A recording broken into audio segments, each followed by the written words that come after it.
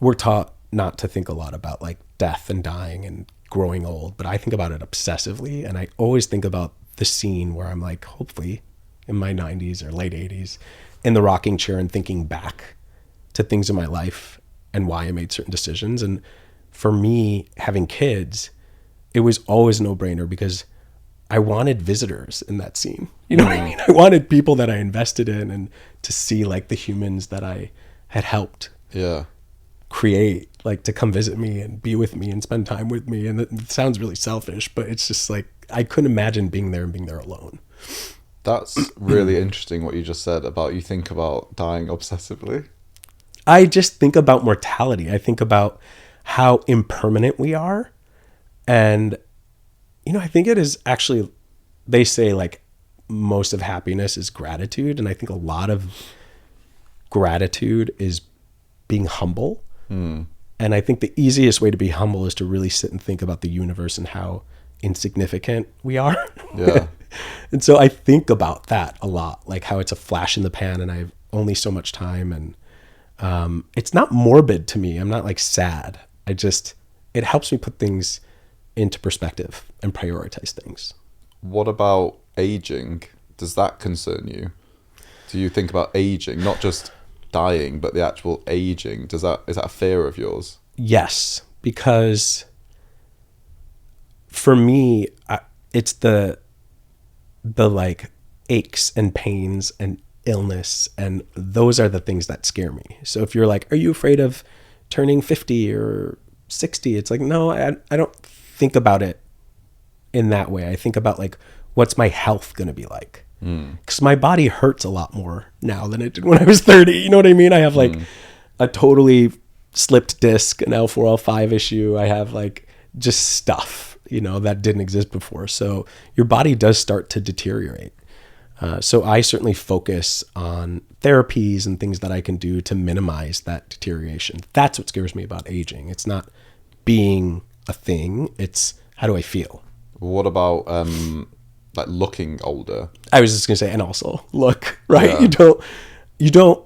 I think you'd be lying if you were like, I am not looking forward to looking old. I mean, who looks forward to looking old? Yeah. But what's the alternative? You know, I don't know. I had a gay guy at a party the other day kind of corner me and start talking to me about like where, if he was me, he would do fillers, and was like pointing here and there and like all around. And I was just like, this is so fascinating because I'm looking at his face being like, oh, I feel like that was a bit of a mistake. You know what I mean? But he's looking at my face being like, oh God, babe, you're not aging well. So it's all like, the only person you have to impress is yourself. Did you tell him to fuck off? No, not at all. Because he wasn't being mean. It wasn't insulting or mean. And it was honest. He was giving me his honest opinion. Did you ask for it, or was he just telling you? I don't think I did. Don't know if you. I think he was being mean. No, he actually wasn't being mean. He really wasn't. I think he said, do you mind if I tell you what I would do? And I was like, no, go ahead. But my point is, like, I think looking old means different things to different people. I actually think looking old is trying to look too young. So I'm trying to walk the line of like, I never want to like show up to something and be like, you know what I mean? I just don't want that for me. I don't think it's who I am. And I don't know. And I think as gay men, getting older physically means something different than straight men. I don't think they give a shit as much because, I don't know. They're not as vain. Yeah, they're not. Well, there's vanity, but there's also, we all like attention off other guys. Yeah. And there's a deemed value in how you look in the gay community. You go to a gay party, you go to a gay holiday, like gay hotels, working out, Instagram, you know, any attention that you once got in your life, if that starts to lessen, it can really impact how you feel about yourself. I think that's the key to aging, is if that's something that you feel, like if you're someone that really gets off on that kind of attention, you do have to start thinking about how you're going to replace that. You know, how do I replace that feeling of like fulfillment with something else? And maybe that is like a lifelong journey, and maybe some people never figure it out, but that's definitely something everyone should start thinking about. I guess my last question is about this idea of perfectionism in gay men. Yeah.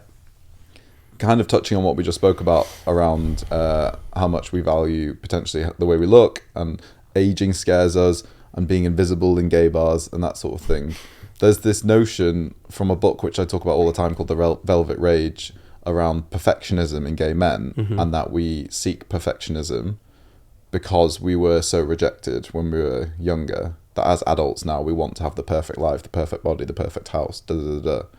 Do you think personally you have any remnants of feeling like that you want to have the best career, kids, house, motivated? Do you think any of that stems from your sexuality, or do you think that is just who you are as a person?